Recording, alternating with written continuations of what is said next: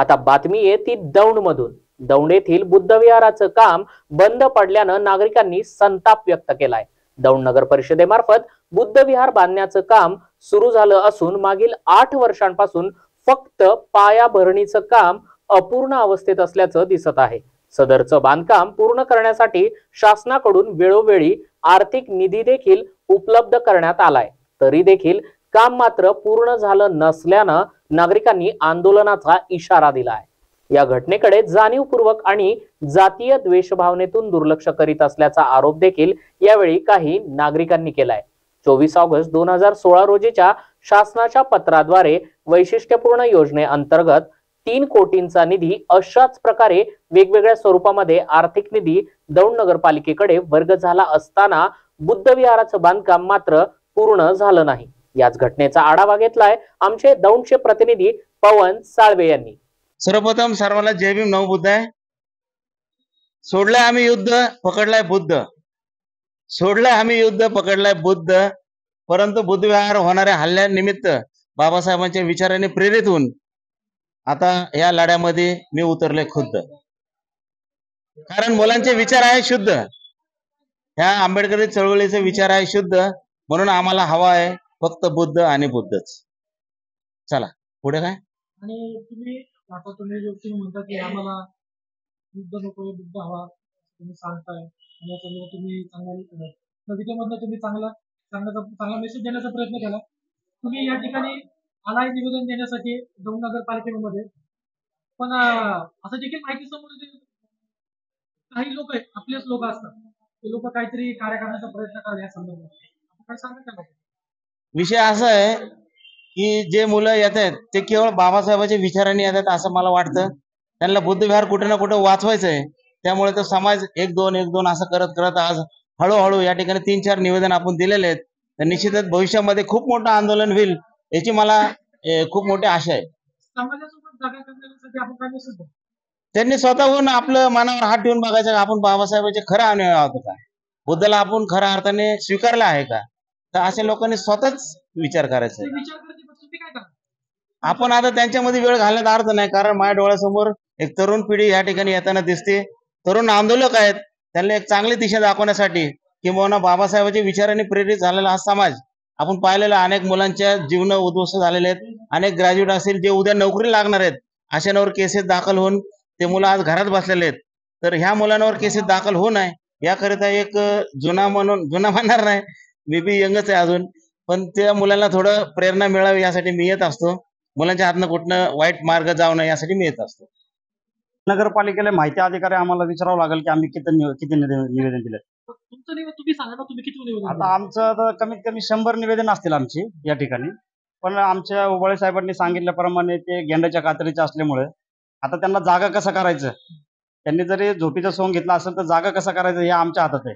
आणि आम्ही त्यांना जर त्यांनी या बुद्ध विहाराचं काम चालू केलं नाही तर येणाऱ्या काही दिवसात या नगरपालिकेला आम्ही टाळं ठोकू, एवढं तुम्हाला तुमच्या चॅनलच्या माध्यमातून सांगतो। तुम्ही जेव्हा निवेदन देण्यासाठी येता नगरपालिकेमध्ये, निवेदन देता, जेव्हा तुमचे निवेदन दिल्यानंतर तुमची जी काही चर्चा होती अधिकाऱ्यांसोबत, त्या चर्चेमधनं असं काय तुम्हाला दिसलं का की हा काम होऊ शकतं, काम चालू होऊ शकतं, असं या संदर्भात तुम्हाला कधी काय वाटलं का? मुळात कसं आहे की आपल्या या बुद्ध विहाराचा जो विषय आहे त्या बुद्ध विहाराला माननीय आमदार आपले राहुलदादा कोल यांनी कमीत कमी एक 4 ते 5 कोटी रुपये त्या बुद्ध विहारासाठी दिलेत।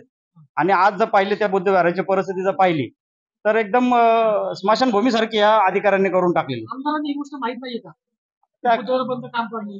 आता त्या आमदारांना ह्या सगळ्या गोष्टी कल्पना आहे, पण मुळात इथले जे अधिकारी आहेत नगरपालिकेचे, आमदारांनी आमदारांचं काम केलं, निधी आणायचं काम केलेलं आहे त्यांनी, पण मुळात जे अधिकारी आहेत किंवा ठेकेदार आहेत, त्या ठेकेदारांनी आतापर्यंत काय काम केलं त्या ठेकेदाराला ब्लॅकलिस्ट करावं आणि त्याचा जे काय परवाना आहे तो रद्द करावा आणि काम लवकरात लवकर परत नवीन टेंडर काढून परत लवकरात लवकर काम चालू करावं। तुम्हाला वाटतं का ते जे ठेकेदार आहेत त्यांना काम दिलं होतं, नगरपालिकेचे अधिकारी कर्मचारी त्यांना पाठीशी घालतात? काय म्हणलं? ते कंत्राटदार आहेत त्यांना काम दिलं होतं, त्यांना पाठीशी घालत असं वाटतंय का? अशी काय शंका? अधिकारी आता ते समोरच लक्षातच येते की अधिकाऱ्यांनी ठेकेदारांना पाठीशी घातलं, त्यामुळे तर काम बंद आहे। असं देखील आज तुम्ही म्हणता एवढे खूप जास्त प्रमाणात निवेदन दिले, असं देखील माहिती समोर येते, आमच्या माहिती समोर येते की आज निवेदन दिलं की मुख्य अधिकारी चेंज होतं, लगेच दुसरं येतं, लगेच तुम्ही दुसरं निवेदन देता, तिसरं येतं, असे किती आतापर्यंत किती मुख्य अधिकारी चेंज झाले तुम्ही निवेदन दिल्यानंतर? नाही, आता आम्ही इथून पुढे आता पुढच्या वेळेस आम्ही जे आंदोलन करेल ते त्यावेळेस आमचं आंदोलन असं राहील की नगरपालिकेला टाळोटाळ कर. नगरपालिकेमध्ये कशा संदर्भात निवेदन देण्यासाठी आला? दौंड शहर हे आंबेडकर चळवळीचे प्रमुख केंद्र आहे आणि पुणे जिल्ह्यातील महत्वाचं आणि मोठं असं भव्य असं दिव्य असं बुद्ध विहार या दौंड शहरामध्ये उभं राहते. सर्वे नंबर 21-21 ब मध्ये या बुद्ध विहाराची निर्मिती होत असताना दौंड नगरपालिका सन 24 ऑगस्ट 2016 3 कोटी रुपये मंजूर झाले असताना आज 2024 आहे, पण बुद्ध विहाराचा फक्त पायाच होताना या ठिकाणी दिसतोय. हा एक प्रकारे बौद्ध समाजावर अन्यायकारक बाब आहे. दौंड नगरपालिका जातीय द्वेष भावनेतून आमच्यावर अन्याय करत आहे.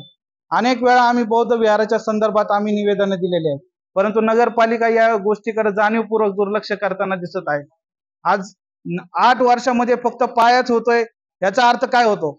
मी दौंड नगरपालिकेला या बाईटद्वारे इशारा देतो की येत्या 8 दिवसामध्ये जर नगरपालिकेने बुद्ध विहाराचं बांधकाम चालू केलं नाही तर दौंड नगरपालिकेवर भव्य असा राज्यव्यापी आंदोलन या ठिकाणी छेडलं जाणार आहे. आदरणीय राष्ट्रीय अध्यक्ष मान्य दीपक भाई केदार यांच्या नेतृत्वाखाली हे आंदोलन होईल असा मी या ठिकाणी इशारा देतो.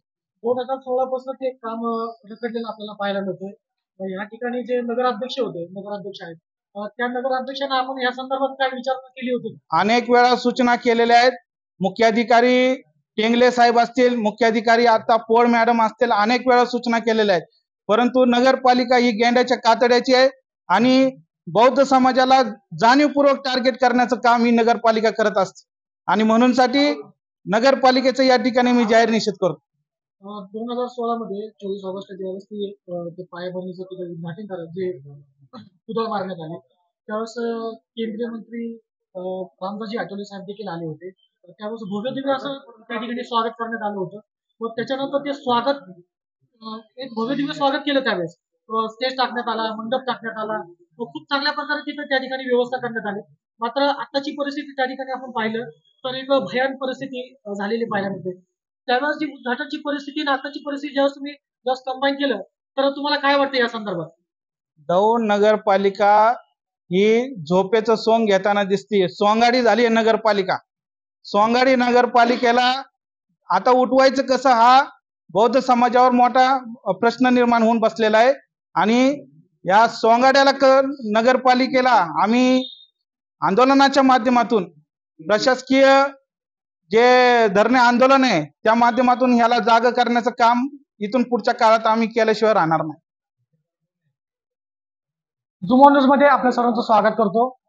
दौंड नगरपालिकेच्या हद्दीमध्ये 24 ऑगस्ट 2016 रोजी जे बौद्ध बांधवांसाठी जे काय जुने स्टँड आहे त्या ठिकाणी एक भलं मोठं बुद्ध विहार बांधण्याचा जो प्रस्ताव मांडला होता आणि त्यासाठी अंदाजे 3 कोटीपर्यंत जो निधी देखील आला होता. मात्र तरी देखील दौंड नगरपालिकेने या सर्व घटनेकडे दुर्लक्ष केलेलं पाहायला मिळतंय.